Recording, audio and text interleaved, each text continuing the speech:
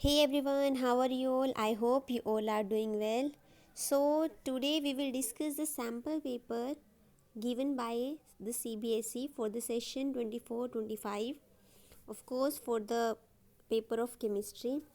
So, dear class 12 students, as you know, you are having your paper, chemistry paper on 28th February. So, today we will discuss the sample paper, or specially we will discuss the section A of the sample paper given by the CBSE for this session 25. Okay, so let's start the video. We will be covering up the complete discussion of this sample paper in the 3 days. तो आप अपनी revision अच्छे से कर रहे होंगे और साथ में ये सैम्पल पेपर भी आप देख लीजिए. मोस्टली क्वेश्चंस क्या होते हैं यहीं से आपको देखने को मिलेंगे. ओके, तो चलिए स्टार्ट करते हैं हमारा आज का ये वीडियो. सो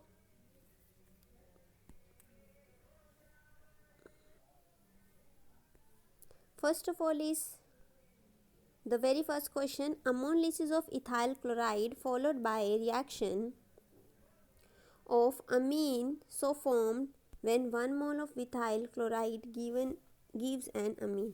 क्वेश्चन समझिए. सबसे पहले क्या बोला है कि इथाइल क्लोराइड आपके पास है, उसकी क्या हो गई अमोनोलिसिस. अमोनोलिसिस मतलब इसमें आपने बेसिकली अमोनिया ऐड किया है. तो ये अमोनोलिसिस की रिएक्शन है, अमीन से क्वेश्चन है. तो आपको पता है इसकी अमोनोलिसिस हो जाएगी तो इथाइल अमीन आपका प्रोडक्ट बन जाएगा और HCl साइड प्रोडक्ट. तो मेजरली प्रोडक्ट आपका बनेगा इथाइल अमीन. अब बोला है कि जो अमीन बना है आगे उसकी रिएक्शन कर दी है 1 मोल ऑफ मिथाइल क्लोराइड के साथ. अब सेकेंड रिएक्शन क्या हो गई कि ये जो इथाइल अमीन बना CH3 CH2 NH2, इसकी रिएक्शन कर दी है मिथाइल क्लोराइड के साथ CH3Cl. तो आपको पता है जब ये रिएक्शन होगी तो हमारा जो प्रोडक्ट बनेगा वो बन जाएगा HCl निकलेगा अगेन. ठीक है, तो हमारा प्रोडक्ट बन जाएगा CH3 CH2N और नाउ N के साथ लग जाएगा मिथाइल ग्रुप जो कि ये वाला ग्रुप है और एक H लगा होगा और एक H HCl के साथ माइनस HCl हो जाएगा. ठीक है, तो आपको दिख रहा है ये आपका क्या आ गया, ये आपका प्रोडक्ट आ गया यहाँ पे, ये जो लिखा हुआ है. ठीक है, अब मुझे बताइए अमीन कैसा है. तो आपको देखने से ही पता चल रहा है ये वाला जो नाइट्रोजन है ये हमारा जो अमीन है, ये अमीन कैसा है, ये अमीन है सेकेंडरी अमीन, है ना. तो फाइनल रिएक्शन के लास्ट में जो आपको प्रोडक्ट मिल रहा है वो सेकेंडरी अमीन मिल रहा है. ठीक है, देखिए कंप्लीट रिएक्शन मैंने आपको यहाँ पे बताई है. तो अब देखिए कौन सा ऑप्शन इससे मैच करता है. मैं ऐसा नहीं कह रही हूँ कि एग्जैक्ट ही क्वेश्चन आपको मिल जाएगा, तो कुछ रिलेटेड क्वेश्चन आपको इस बार पेपर में ज़रूर मिल सकता है. ठीक है, तो देखिए first option is reacts with Hinsberg reagent to form product soluble in alkali. जी नहीं, ये रिएक्शन ये नहीं होगा क्योंकि प्राइमरी सेकेंडरी टर्शरी तीनों अमीन्स जो है वो हिंसबर्ग रिएजेंट के साथ रिएक्शन देते हैं. इनफैक्ट ये टेस्ट होता है to distinguish between primary secondary and tertiary amine, जिसमें से प्राइमरी अमीन जो प्रोडक्ट बनाती है वो बेस में सॉल्यूबल होता है. तो ये तो प्राइमरी अमीन के लिए सही होता है ना. On reaction with nitrous acid produce nitrogen gas, nitrogen gas produce करेगा नहीं. ये भी तब वैलिड होता ऑप्शन अगर ये क्या होता primary amine. Primary amine nitrous acid के साथ रिएक्ट करके नाइट्रोजन गैस प्रोड्यूस करता. Reacts with benzene sulfonyl chloride, benzene sulfonyl chloride is what, ये भी क्या है, यही है हिंसबर्ग रिएजेंट. ठीक है, तो बेंजीन सल्फोनाइल क्लोराइड के साथ रिएक्ट करके form a product that is insoluble in alkali. Yes, तो आपका राइट आंसर क्या हो जाएगा, यही आपका सी इज़ द राइट आंसर. कि ये क्योंकि ये बना है आपका सेकेंडरी अमीन और सेकेंडरी अमीन कैसा होता है, हाइजेनबर्ग रिएजेंट टेस्ट देता है किसमें, वो बेस में क्या हो जाता है सॉल्युबल. ठीक है, तो यहाँ से हमें एक चीज़ ये भी देखने को मिल रही है, यहाँ से एक चीज़ और देखिए. एक तो ये आपको रिएक्शन अमोनोलिसिस की है ना, यहाँ पे कितने सारे टॉपिक कवर कर लिए. अमोनोलिसिस की रिएक्शन कवर अप कर ली है जो आपने देखी. फिर हिंसबर्ग रिएजेंट टेस्ट भी यहाँ पे इसी आंसर में कवर अप हो गया. ठीक है, हिंसबर्ग रिएजेंट टेस्ट क्या है, प्राइमरी सेकेंडरी टर्शरी तीनों अमीन्स को डिस्टिंग्विश करने के लिए है. अगर हम बात करें प्राइमरी अमीन की तो वो भी देता है, बट प्राइमरी अमीन क्या होगा बेस में सॉल्यूबल. सेकेंडरी अमीन भी प्रोडक्ट बनाएगा which is insoluble with base और अल्कली. और टर्शरी अमीन ये रिएक्शन नहीं देगा. ठीक है, तो हमने रिएक्शन जो की थी हमारा उसमें सेकेंडरी अमीन बना था, that's why option C is the correct answer. ठीक है। नेक्स्ट क्वेश्चन देखते हैं, which one of the following has the highest dipole moment. अब आपको 4 ऑप्शन गिवन है, आपको बताना है हाईएस्ट डाइपोल मोमेंट कैसे किसकी होगी। तो dipole moment is charge into distance, ये होता है डाइपोल मोमेंट। ठीक है, तो हमें पता है डाउन द ग्रुप जब हम जाते हैं तो इलेक्ट्रोनेगेटिविटी इंक्रीज़ करेगी। जैसे हम डाउन द ग्रुप जाएंगे तो इलेक्ट्रोनेगेटिविटी इंक्रीज़ करेगी। फॉर एग्जांपल CH3F है, CH3Cl है, CH3Br है एंड CH3I है। तो इलेक्ट्रोनेगेटिविटी इंक्रीज़ करती है।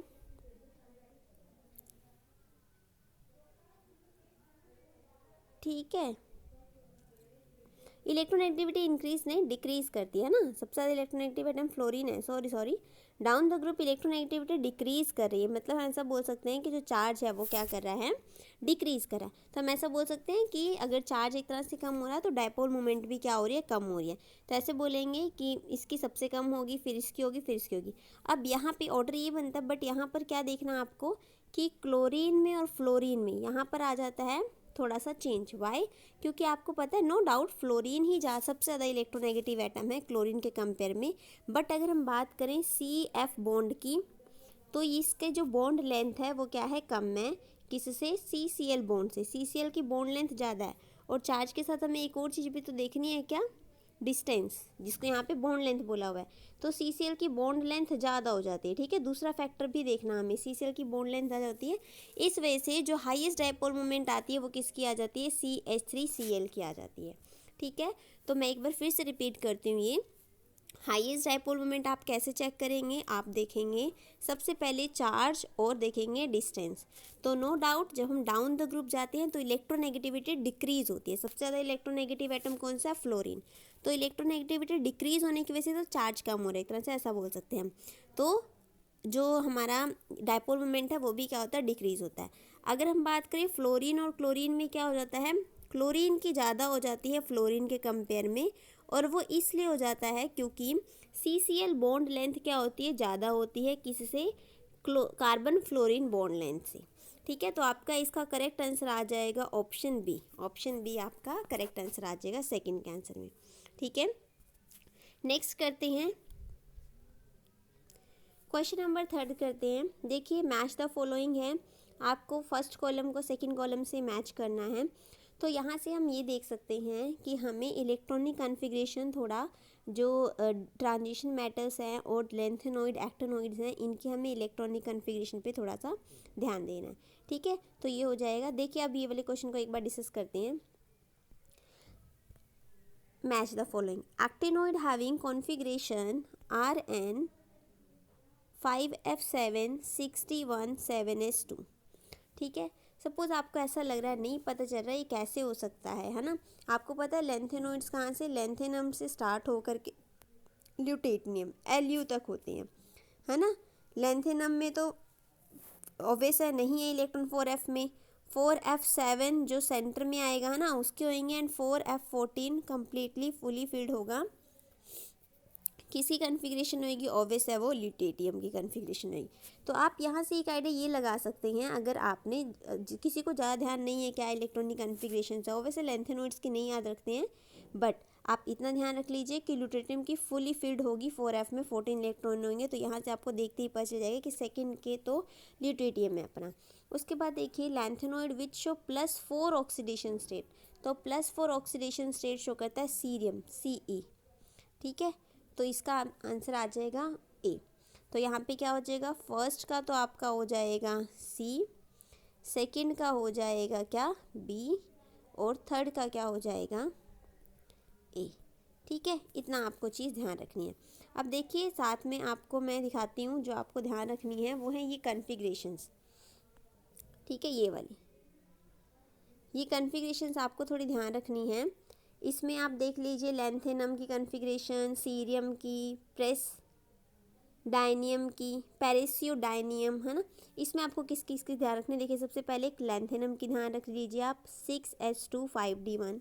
ओके, एक आप यूरोपियम की ध्यान रख लीजिए, 4f7। इसमें f में कितने इलेक्ट्रॉन है, 7 इलेक्ट्रॉन है। ठीक है, एक आप लास्ट ल्यूटेनियम की ध्यान रख लीजिए, 4f14 5d1। तो F में 0 electron, that is lanthanum first, फिर बीच में आ जाइए यूरोपियम, फिर उसके बाद आ जाइए लास्ट में ल्यूटेनियम। इतनी ध्यान रखनी है आपको, ठीक है, किस में, लैंथेनॉइड सीरीज़ में। अब इस साइड देखिए, इस साइड आपके पास कौन सी सीरीज़ है, एक्टिनोइड सीरीज़ है। यहाँ आप किसका ध्यान रख लीजिए, थोरियम ध्यान रख लीजिए, ठीक है। सिमिलरली सेंटर में 5F7 जिसमें होगी क्यूरियम CM ध्यान रख लीजिए, और लास्ट लोरेंशियम 5F14 जिसमें होगी वो ध्यान रख लीजिए, ठीक है। आप ये 3 ध्यान रख लीजिए, that is enough for you, ठीक है। चलिए वापस हम अपने वीडियो पे वहीं चलते हैं, PDF पे, ओके, ठीक है। आई होप आपको ये क्वेश्चन समझ आ गया होगा।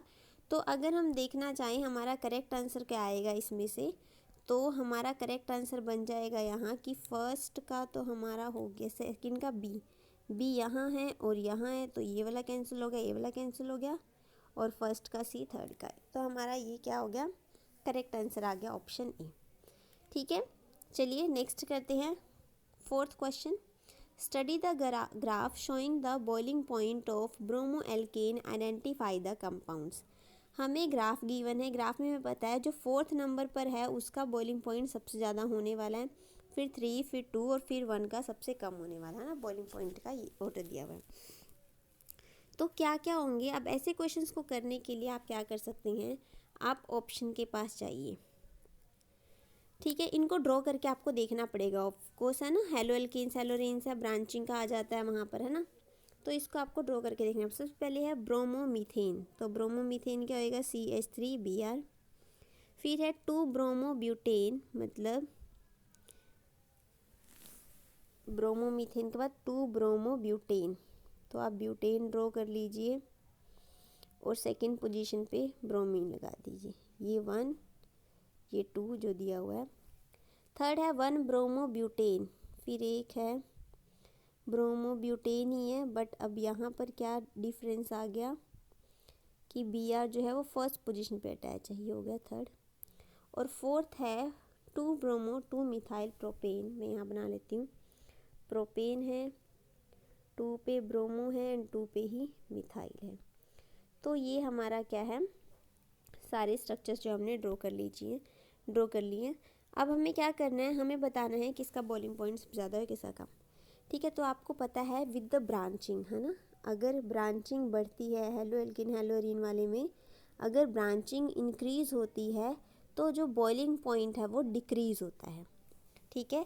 और दूसरा फैक्टर होता है चेन। अगर हम फर्स्ट की बात करें तो इसका बॉइलिंग पॉइंट सबसे कम आ जाएगा, क्योंकि बॉइलिंग पॉइंट का पहला फैक्टर ये है कि मॉलिक्यूलर मास, तो अब यहाँ पे जो ब्रोमोमीथेन है इसका सबसे कम होएगा, मतलब फर्स्ट नंबर पे तो आ जाएगा ब्रोमोमीथेन। ब्रोमोमीथेन यहाँ पर भी है और यहाँ पर भी है और यहाँ पर भी है, सेकंड ऑप्शन कैंसिल हो जाता है। फिर सेकंड नंबर पे है सारे ब्यूटेन ब्यूटेन ब्यूटेन है, ब्रांचिंग जिसमें है उसका कम हो जाएगा, तो सबसे ज़्यादा ब्रांचिंग है फोर्थ, मतलब ये जो सेकंड नंबर पे है वो आने वाला है ये वाला जो हमारा 4 है, मतलब कि ये 2 ब्रोमो 2 मिथाइल प्रोपेन, ये आ जाएगा नंबर 2। तो देखिए 2 मिथाइल 2 ब्रोमो, हाँ 2 ब्रोमो 2 मिथाइल प्रोपेन, अच्छा सेकंड तो हमारा कैंसिल ही हो गया, 1 bromo butane 2 bromo 2 methyl propane, ये हमारा सही है। अब देखिए ये तो हमारा पहले कैंसिल हो गया था, 1 ब्रोमो ब्यूटेन सेकंड पे नहीं है, 2 ब्रोमो ब्यूटेन सेकंड पे नहीं है, तो हमारे देखिए हमने 2 ही किए और हमें करेक्ट आंसर मिल गया हमारा ऑप्शन डी। करेक्ट आंसर क्या हो जाएगा यहाँ पर, ऑप्शन डी। थर्ड पे हो जाएगा 2 ब्रोमो ब्यूटेन, 2 ब्रोमो बिल्कुल सही, फोर्थ पे हो जाएगा 1 ब्रोमो ब्यूटेन। तो यहाँ से आपको क्या पता चल गया कि इस क्वेश्चन का जो करेक्ट आंसर है वो क्या है, ऑप्शन डी। आपको ऐसे ही करना है, मुझे लगता है इस टाइप का क्वेश्चन आ सकता है, आपको ध्यान रखना है, सबके स्ट्रक्चर बना लेने हैं। पहले आप मॉलिक्यूलर मास देखेंगे, अगर मॉलिक्यूलर मास कम है तो उसका बॉइलिंग पॉइंट कम होएगा, बट अगर सेम मॉलिक्यूलर मासेस हैं तो आपको उनके स्ट्रक्चर्स ड्रॉ कर लेने हैं और फिर देखना है ब्रांचिंग। तो आपको पता है कि अगर ब्रांचिंग होगी तो उसका बॉइलिंग पॉइंट क्या हो जाता है, डिक्रीज़ हो जाता है। ब्रांचिंग अगर बढ़ेगी, जितनी ज़्यादा ब्रांचिंग होएगी उसका बॉइलिंग पॉइंट उतना ही कम होगा।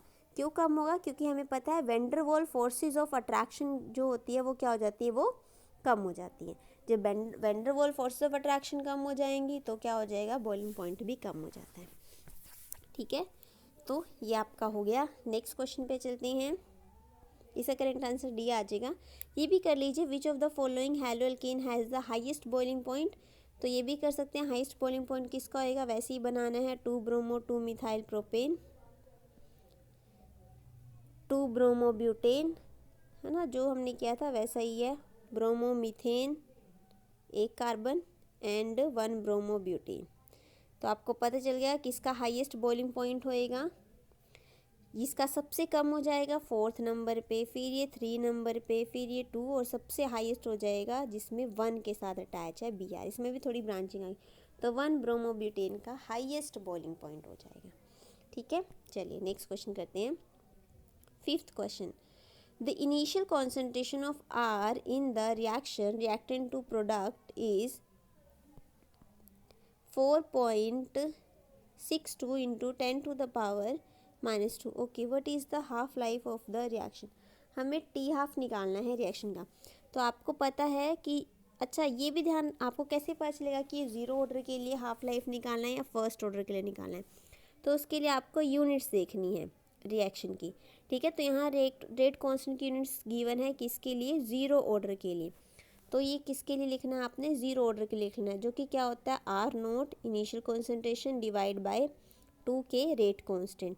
तो यहाँ से आप टी हाफ निकाल लेंगे कैलकुलेट करने का। इनिशियल कॉन्सेंट्रेशन आपको गिवन है 4.62 इंटू 10 टू द पावर -2 मोल पर लीटर। 2 रेट कांस्टेंट की वैल्यू भी आपको गिवन है 2.3 इंटू 10 टू द पावर -2। ठीक है, तो आप इसको सॉल्व कर लेंगे, तो इसके लिए आपका करेक्ट आंसर आ जाएगा 5th का C। ठीक है, 1 second will be your correct answer. ठीक है, जब आप इसको सॉल्व करेंगे तो ये आ जाएगा आपका आंसर। ओके, नेक्स्ट क्वेश्चन चलते हैं। आई होप समझ आ गया। तो जरूर नहीं, आप सब 0 ऑर्डर के लिए फर्स्ट ऑर्डर के लिए भी पूछ सकते हैं ना। तो फर्स्ट ऑर्डर के लिए भी आप लिख सकते हैं टी हाफ, क्या होता है टी हाफ, 0.693 डिवाइड बाई के, ये फर्स्ट ऑर्डर के लिए होता है। तो आपको इस चीज़ में जो ध्यान रखने वाली बात क्या है, वो है यूनिट्स। ठीक है, आप यूनिट्स ध्यान रखेंगे। अगर आपको यूनिट्स ध्यान है, ये यूनिट्स किसके लिए, 0 ऑर्डर के लिए। फर्स्ट ऑर्डर के लिए अगर पर सेकेंड लिखा होता तो आप कहते हैं अच्छा फिर तो ये फर्स्ट ऑर्डर का टी हाफ लगेगा। ठीक है, इस तरीके से करेंगे आप इस क्वेश्चन को। नेक्स्ट करते हैं 6th question, when ester, this is what, this is okay, hydrolysis पर बेस्ड है, किसकी, एस्टर की। हमारे पास एस्टर गिवन है। ठीक है, C6H5C double bond O C double bond OCH3, ये गिवन है हमें इसे करनी है हाइड्रोलिसिस वाटर की प्रेजेंस में। तो आपको पता है एस्टर कैसे बनता है, एस्टरिफिकेशन रिएक्शन आपको ध्यान होगी कि जब हम क्या करते हैं एसिड प्लस अल्कोहल की रिएक्शन करवाते हैं तो हमें क्या मिलता है, हमें मिलता है एस्टर मिलता है। ठीक है, तो जब एस्टर की हाइड्रोलिसिस करेंगे ना तो हमें कार्बोक्सिलिक एसिड मिलेगा और हमें अल्कोहल मिलेगा। जब हम हाइड्रोलिसिस करेंगे तो वापस से 2 प्रोडक्ट बनेंगे जो हमें इनके कंबाइन होने से, ये 2 कंबाइन होते तो हमें ये मिलता। अब वापस से तोड़ना इनको। ठीक है, तो एक तो हमें प्रोडक्ट मिल जाएगा, जब ये टूटेगा ना तो ये यहाँ से बॉन्ड ब्रेक होएगा। ठीक है, तो एक तो प्रोडक्ट हमें मिल जाएगा यहाँ पे बेंजोइक एसिड, एक प्रोडक्ट तो हमें मिल जाएगा क्या, बेंजोइक एसिड। तो बेंजोइक एसिड यहाँ है, यहाँ है, यहाँ एनहाइड्राइड है, नहीं एसिटिक एसिड नहीं। तो एक तो मिल जाएगा हमें बेंजोइक एसिड जो कि बन जाएगा क्या, C6H5C डबल बॉन्ड OH, और दूसरा हमें मिल जाएगा क्या, ethanol alcohol CH3C double bond O, और साथ में यहाँ पे लग जाएगा OH, इसके साथ OH लग जाएगा, इसके साथ H लग जाएगा। ठीक है, तो इसका करेक्ट आंसर आ जाएगा ऑप्शन ए। अब आप सोचेंगे कि H इसके साथ लग सकता है, OH इसके साथ, है ना, कोई फ़र्क नहीं पड़ता, वो सेम हाइड्रोलिसिस। अच्छा, ये ऐसा मत करना कि ये वाला अगर आप बॉन्ड ब्रेक करेंगे, है ना, तो इसके साथ OH, इसके साथ H, इस तरीके से लगेगा, वही बात बन जाएगी। ठीक है, तो आपका क्या प्रोडक्ट मिलेगा, एक तो आपको मिलेगा, ध्यान रखना है, बेंजोइक एसिड, आप जिस मर्जी तरीके से ब्रेक कर ले, और एक आपको मिल जाएगा इथेनॉल। ठीक है, यही 2 आपके स्टेबल प्रोडक्ट मिलेंगे। ओके, आई होप आपको ये समझ आ जाएगा। नेक्स्ट क्वेश्चन करते हैं, question number 7, formulation of cobalt 3 chloride ammonia complex is अब देखिए मैं तसल्ली से आराम से आपको क्वेश्चन करवा रही हूँ, क्योंकि इस टाइप का क्वेश्चन आपको फाइनल में देखने को मिल सकता है। इसे समझ के करें, ठीक है, कि अगर इस टाइप का क्वेश्चन आ गया तो गलत नहीं होना चाहिए आपका। आपको सॉल्ट गिवन है, ये रहा एक, और आपको साथ में उसकी कंडक्टिविटी के बाद जब वो आयनाइज होगा तो बताया हुआ है, ठीक है। तो पहला सॉल्ट आपको पता है कोऑर्डिनेशन कॉम्प्लेक्स होता है, बाहर काउंटर आयन। अब अगर हम इसको देखें ना तो ये आयनाइज हो रखा है, जो ये कोऑर्डिनेशन स्फीयर के अंदर है वो एक कटायन है और बाहर जो है वो अनायन है। तो कोऑर्डिनेशन स्फीयर के अंदर ये जो एक कटायन है ये एक है, और बाहर कितने हैं, ये तीन अनायन है। तो ये बन जाएगा 1:3 में, 1:3 में इलेक्ट्रोलाइट आयनाइज हुआ ये, ठीक है, समझ गए ना। अच्छा सेकंड देखिए, सेकंड में अगर हम देखें तो कोऑर्डिनेशन स्फीयर वाला ये पॉजिटिव चार्ज कटायन, और उसके बाद 2Cl नेगेटिव, तो 2 नेगेटिव चार्ज वाले अनायन, इसलिए 1:2 इलेक्ट्रोलाइट हुए, 2 में आयनाइज हुआ, ठीक है। थर्ड का इसी तरीके से बनाओ, 1:1 का क्या मतलब है, 1:1 का मतलब है कि एक ही कोऑर्डिनेशन स्फीयर होएगा और बाहर एक ही आयन होएगा, ठीक है।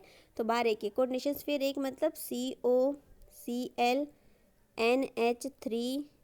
अब देखो ऊपर NH3 के 5 थे, सबसे पहले NH3 के 6 थे जब बाहर 3Cl, है ना, फिर 5 हो गए 2Cl, अब क्या हो जाएंगे NH3 के 4 हो जाएंगे, और Cl कितने, NH3 के तो 4 हो गए, और एक Cl क्या चला जाएगा, देखिए 1:1 का है ना, तो एक Cl बाहर आएगा। अच्छा हमारे पास ऑप्शन है, हम इसमें से चेक कर लेते हैं, देखो जरा यहाँ पे ऑप्शंस को देखिए। तो Y आपको पता चल गया 1:3 होएगा, तो ये C और D ऑप्शन आंसर नहीं हो सकते।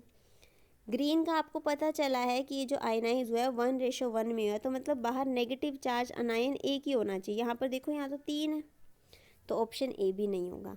तो इसका करेक्ट आंसर क्या आ जाएगा, ऑप्शन देखो, हम देख करके आप इजीली बता सकते हैं, बी इसका क्या हो जाएगा, करेक्ट आंसर हो जाएगा, ठीक है। आपने क्या देखना है, आयनाइजेशन देखनी है, और ध्यान रखना है जब आयनाइजेशन देखेंगे आप तो एक स्फीयर के अंदर जो है वो एक कटायन होगा, और बाहर अगर 3 है, 3Cl नेगेटिव है, सिंपल Cl है, तो यहाँ पे 3 नेगेटिव अनायन है, एक ही है तो एक ही नेगेटिव अनायन है, ठीक है, इस तरीके से होगा। चलिए नेक्स्ट क्वेश्चन करते हैं फटाफट को। Which of the following contain only beta D glucose as its monosaccharide unit. तो ये आपको ध्यान रखना है, इसका करेक्ट आंसर होगा सेलुलोज, ठीक है, बाकी सब में नहीं होता। तो सेलुलोज में ही सिर्फ बीटा डी ग्लूकोज की मोनोसेक्राइड्स यूनिट्स होती हैं। Next question is very important और अच्छा है, आप पेपर में क्वेश्चन बन सकता है इस तरीके से। तो समझिए, विच of the following sets correctly represent the increase in paramagnetic property of the ion. आपको ध्यान है कि जो पैरामैग्नेटिक प्रॉपर्टी होती है वो किस पर बेस्ड है, वो बेस्ड होती है नंबर ऑफ अनपेयर्ड इलेक्ट्रॉन पर। अनपेयर्ड इलेक्ट्रॉन को मैं लिख देती हूँ UP electron, number of unpaired electron, जिसमें जितने ज़्यादा अनपेयर्ड इलेक्ट्रॉन होंगे उतने ज़्यादा वो, जिसमें जितने ज़्यादा अनपेयर्ड इलेक्ट्रॉन होंगे, यहाँ लिख देते यूपी ज़्यादा है तो उसकी पैरामैग्नेटिक प्रॉपर्टी भी ज़्यादा है, अनपेयर्ड इलेक्ट्रॉन ज़्यादा तो पैरामैग्नेटिक नेचर भी ज़्यादा। तो आपको यहाँ पे देखना है, सबका आपको पता है, टाइटेनियम, आयरन, क्रोमियम, मैंगनीज, सबके आपको इलेक्ट्रॉनिक कॉन्फ़िगरेशन पता है। चलिए इसको सॉल्व करके एक बार देख लेते हैं, यहीं पे बता देती हूँ मैं आपको। सबसे पहले लिखिए टाइटेनियम, एटॉमिक नंबर कितना होता है 22, 3d2 4s2, ठीक है। अब टाइटेनियम 3 पॉजिटिव में है, इसका मतलब क्या है 3 इलेक्ट्रॉन चले जाएंगे यहाँ से, 2 यहाँ से चले गए 4s से, और एक कहाँ से चला जाएगा, एक चला जाएगा डी से, तो डी में एक इलेक्ट्रॉन है 3 पॉजिटिव में। समझ आ गया मुझे लग रहा है आप लोगों को ये, ठीक है। 3d में 1 इलेक्ट्रॉन है, इलेक्ट्रॉनिक कॉन्फ़िगरेशन लिखनी आनी चाहिए भाई सबको। अब अगला है Fe2 पॉजिटिव, आयरन का 26 होता है एटॉमिक नंबर, इलेक्ट्रॉनिक कॉन्फ़िगरेशन इसकी आएगी आर्गन 3d6 4s2। अब 2 पॉजिटिव का मतलब है कि एस से 2 इलेक्ट्रॉन चले गए तो 3d6 है। नेक्स्ट है क्रोमियम 3 पॉजिटिव, क्रोमियम का एटॉमिक नंबर होता है 24, इलेक्ट्रॉनिक कॉन्फ़िगरेशन होती है आर्गन 3d5 4s1। 3 पॉजिटिव का मतलब है 2, एक इलेक्ट्रॉन यहाँ से चला गया और 2 इलेक्ट्रॉन यहाँ से चले गए, तो हो गया 3d3। अगली कॉन्फ़िगरेशन है मैंगनीज़, एक मैंगनीज़ और है Mn2 पॉजिटिव, मैंगनीज़ का 25 होता है, electronic configuration argon 3d5 4s2। 2 positive का मतलब है कि एस से 2 इलेक्ट्रॉन चलेगी। तो आपको दिख रहा है कि अनपेड इलेक्ट्रॉन यहाँ पर कितने हैं, 3D में 1, यहाँ कितने हैं, 3D में 3, यहाँ 3D में 5, यहाँ क्या 3D में 6 है, नहीं एक्चुअल में हमें अनपेड इलेक्ट्रॉन देखना है ना, तो 3D में 6 थोड़ा ना आएंगे, ये तो पेड हो जाएगा ना एक ऐसे 1 2 3 4 5 6। अब अनपेड कितने हैं, ये 4, वो तो पेड हो गया, तो अनपेड यहाँ पे कितने हैं, यहाँ है 4 अनपेड। ठीक है, तब आपको दिख ही रहा है सबसे ज़्यादा अनपेड किस में है, सबसे ज़्यादा अनपेड है मैंगनीज में, कितने 5। फिर सेकंड नंबर पे आयरन, तो सबसे ज़्यादा मैंगनीज, ओके ये रहा और ये रहा, ये दो तो कैंसिल हो गए। फिर कितने 4 आयरन में, तो ये रहा। फिर क्रोमियम में 3, टाइटेनियम में 1, तो इसका करेक्ट आंसर क्या आ जाएगा, ऑप्शन डी। ठीक है, 9th क्वेश्चन वेरी इंपॉर्टेंट, इस टाइप का क्वेश्चन बन सकता है, तो आपको निकालने आनी चाहिए। कैसे करना है आपको ये, सबसे पहले अनपेड इलेक्ट्रॉनिक कन्फिग्रेशन में सबसे पहले आपको इलेक्ट्रॉनिक कन्फिग्रेशन लिखनी आनी चाहिए, फिर आपको अनपेड इलेक्ट्रॉन चेक करना आना चाहिए। ठीक है, गुड। नेक्स्ट क्वेश्चन करते हैं 10th। A first order reaction is found to have a rate constant this, the time taken for completion of the reaction is। Actual में क्या है यहाँ पर, अगर हम इनिशियल जो रिएक्शन का कॉन्सेंट्रेशन है ना आर नोट, उसको अगर हम ज़ीरो एज्यूम करते हैं तो एक्सपोनेंशियल पे वो ज़ीरो आ जाता है जो इन्फिनाइट हो जाता है। तो इन्फिनाइट का मतलब है कि अभी रिएक्शन कभी नेवर गोज़ टू कम्प्लीशन, कभी कंप्लीट ही नहीं होगी। तो इसका करेक्ट आंसर आ जाएगा ऑप्शन डी, आपको ध्यान रखना है। ठीक है, नेक्स्ट है question number 11। A student was preparing aniline in a lab, she to compound X, कोई कंपाउंड एक्स ले लिया, एक्स को निकल कैटलिस्ट की प्रेजेंस में रिडक्शन कर दी, रिड्यूस कर दिया और उससे बन गया क्या, एनिलीन बन गया। भाई ध्यान रखना है, एनिलीन ये होता है NH2। तो क्या लिया होगा आपको पता है, ये रिएक्शन है। अगर हम नाइट्रोबेंजीन लेते हैं और नाइट्रोबेंजीन की निकल की प्रेजेंस में रिडक्शन करवा देते हैं तो हमें क्या मिल जाता है, हमें मिल जाता है एनिलीन। यस, तो इसका करेक्ट आंसर आ जाएगा option A, nitrobenzene. 12th question करते हैं। Which of the following compound gives an oxime with hydroxyl amine. तो आपको पता है हाइड्रोक्सिल अमीन के साथ रिएक्शन है ना, हाइड्रोक्सिल अमीन के साथ रिएक्शन, और वो 2,4-DNP टेस्ट, ये सारे के सारे किस में पढ़े थे हमने, यस एल्डिहाइड कीटोन्स। तो ओनली एल्डिहाइड्स एंड कीटोन्स, यही दो ग्रुप हैं जो क्या देंगे, न्यूक्लियोफिलिक एडिशन रिएक्शन देते हैं। और आपको पता है ये एडिशन करके देते हैं ना, तो हाइड्रोक्सिल अमीन के साथ क्या बनाना है, ऑक्साइम बनाएगा। कौन बनाएगा, इधर एल्डिहाइड और कीटोन, यही दो ग्रुप बनाएंगे, ध्यान रखना है, क्योंकि यही दो ग्रुप न्यूक्लियोफिलिक एडिशन रिएक्शन देते हैं। तो क्या कीटोन बनाएगा, यस बनाएगा। एसिड बनाएगा, नहीं। एसिटेट बनाएगा, नहीं। एसाइल भी नहीं बनाएगा। तो इसका करेक्ट ऑप्शन हो जाएगा 12th का ऑप्शन ए। ठीक है, तो यहाँ हमारे ऑब्जेक्टिव टाइप खत्म होते हैं, असर्शन रीजन भी डिस्कस कर लेते हैं। इस टाइप का क्वेश्चन मैंने आपको करवाया हुआ है, कर लेते हैं एक बार फिर से रीड आउट। मैंगनीज, ये आपको एक कॉम्प्लेक्स गिवन है ऑक्टाहेड्रल, ये has a magnetic movement of 2 unpaired electron while this has a paramagnetic movement of 4 unpaired electron. आप जब इनका VBT के थ्रू बनाएंगे आपको पता चलेगा कि साइनाइड स्ट्रॉन्ग फील्ड लिगेंड होता है, तो इसके पास क्या 2 अनपेयर्ड इलेक्ट्रॉन रहेंगे लास्ट में, जबकि क्लोरीन वीक फील्ड लिगेंड होता है तो इसके पास 4 अनपेयर्ड इलेक्ट्रॉन रहेंगे। तो ये कैसा होएगा, 2 अनपेयर्ड इलेक्ट्रॉन की वजह से इसकी मैग्नेटिक मूवमेंट होगी, इसकी 4 अनपेयर्ड इलेक्ट्रॉन की वजह से मैग्नेटिक मूवमेंट होगी। ठीक है, तो असर्शन बिल्कुल सही है, यहाँ पे आप देखोगे बना के, आपको VBT बना करके चेक करना है। ठीक है, अगर नहीं किया तो मैंने आपको एक रिवीजन जब करवाया है इंपॉर्टेंट क्वेश्चन का, तो उसमें जब कोऑर्डिनेशन कंपाउंड्स का चैप्टर करवाया है वहाँ से आप जरूर देखिएगा ही। उसके बाद रीज़न बताया हुआ है कि inner orbital complex involving D2sp3, of course ये क्या है, स्ट्रॉन्ग फील्ड लिगेंड, तो D2sp3 हाइब्रिडाइजेशन आएगी, इनर ऑर्बिटल कॉम्प्लेक्स आएगा, ये वीक फील्ड लिगेंड है तो आउटर ऑर्बिटल कॉम्प्लेक्स आएगा, बाहर वाले ऑर्बिटल्स इन्वॉल्व होंगे, बाहर वाले ऑर्बिटल्स इन्वॉल्व होंगे तो D2, अंदर वाले इन्वॉल्व होंगे तो D2 पहले आ जाएगा, sp3 बाद में, बाहर वाले इन्वॉल्व होंगे तो sp3 D2 बाद में आएगा। ठीक है, तो ये आपका इसका करेक्ट आंसर आ जाएगा ऑप्शन ए, इसका करेक्ट आंसर आ जाएगा ऑप्शन ए, मतलब ये भी सही है, ये भी सही है और इसकी करेक्ट एक्सप्लेनेशन भी है। ठीक है, नेक्स्ट है क्वेश्चन नंबर 14।